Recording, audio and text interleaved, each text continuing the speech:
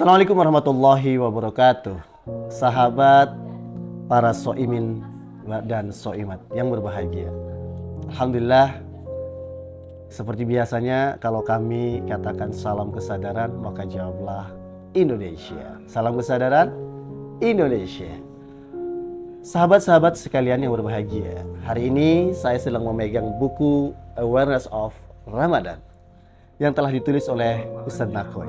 Buku ini benar-benar luar biasa dan saya akan bacakan sebuah intisari pembahasan di pembahasan hari keempat.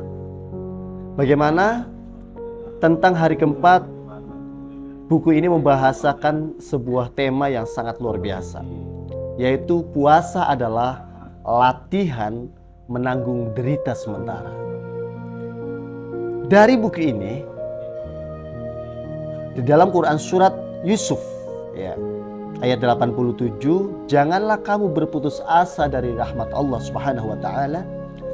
Sesungguhnya tiada berputus asa dari rahmat Allah melainkan kaum yang kafir. Sahabat soimin dan soimat yang berbahagia, mari sama-sama kita pahami ada sebuah kisah yang menarik di dalam buku ini, di mana kisah ini adalah ada seorang yang sedang menjalani atau mengarungi sebuah perjalanan. Ternyata dia menemukan sebuah bongkahan emas 24 karat. Dalam perjalanannya akhirnya dia membawa penemuannya itu sampai di rumah. Tapi suatu saat itu bapaknya termenung serasa berpikir sangat dalam. Sehingga anak laki-lakinya bertanya, "Wahai bapak, mengapa engkau termenung? Apa yang kau pikirkan? Bukankah kita sudah memiliki apa yang kita butuhkan? Dan emas ini kalau kita dibawa ke pasar, ini akan kita dapatkan uang yang sangat banyak." Apa yang dijawab oleh bapak ini? Dia katakan kepada anaknya, "Wahai anakku, bapak tidak memikirkan tentang emas atau apa hasil penjualan ini. Tapi bapak berpikir, di mana bagian-bagian patung emas ini yang belum ditemukan itu." Ini menarik teman-teman, sahabat-sahabat semuanya. Di mana manusia kadang tidak pernah bersyukur dalam kehidupannya. Dia sudah mendapatkan rezeki yang begitu banyak. Atau bahasa yang sederhananya, sudah dicukupkan segala kebutuhannya, tapi justru dia tidak bersyukur, sehingga pikirannya, hatinya, jiwanya bergejolak untuk menambah. Seolah apa yang sudah didapatkan itu tidaklah cukup, tidaklah penting, sahabat-sahabat semuanya. Nah, ini menarik. Maka dari itulah di momentum bulan Ramadan ini, puasa di hari keempat ini, kita harus ambil hikmah yang sebenar-benarnya. Jangan biarkan ego kita menguasai diri kita. Hati, pikiran, jiwa ini harus jernih, sahabatku. Kalau tidak, kita akan menjadi manusia yang kufur nikmat.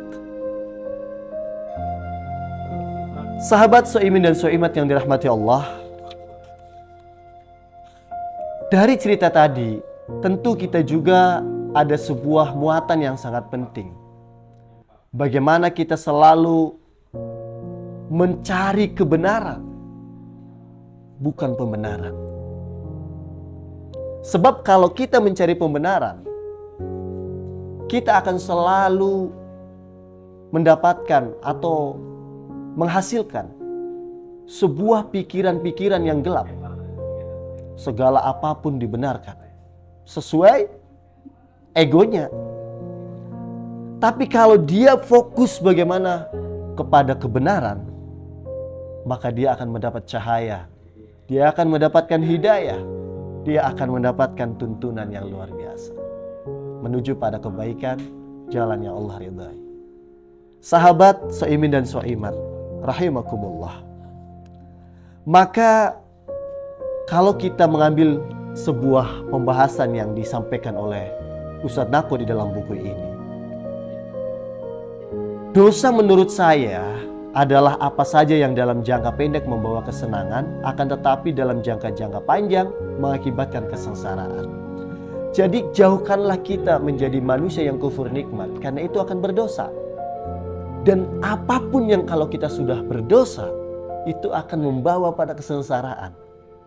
Dan bahkan kesengsaraan ini bukanlah kesengsaraan sementara, bukan hanya di dunia, namun juga di akhirat kelak. Maka berhati-hati. Dosa itu menimbulkan perkara yang sangat panjang. Sahabatku yang dirahmati Allah, karena dunia ini sifatnya hanya sementara. Kita sekedar mampir. Ketika ada kematian, itu bukan akhir dari segalanya. Namun itulah awal dari kehidupan. Sahabat-sahabat yang dirahmati Allah Subhanahu wa taala. Kemudian di dalam buku ini juga dikatakan, kebajikan itu adalah budi pekerti yang luhur. Sementara dosa adalah sesuatu yang terbetik dalam dadamu dan kamu tidak suka orang lain mengetahuinya.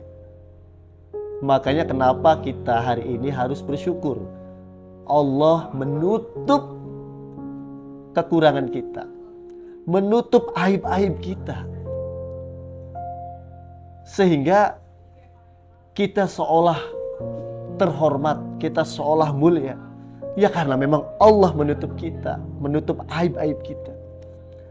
Namun teman-teman, maka dari itulah, itu pentingnya kita harus terus mengevaluasi diri, mensyukuri semua nikmat yang Allah berikan, dan kita terus fokus kepada kebenaran agar kita tidak tersesat.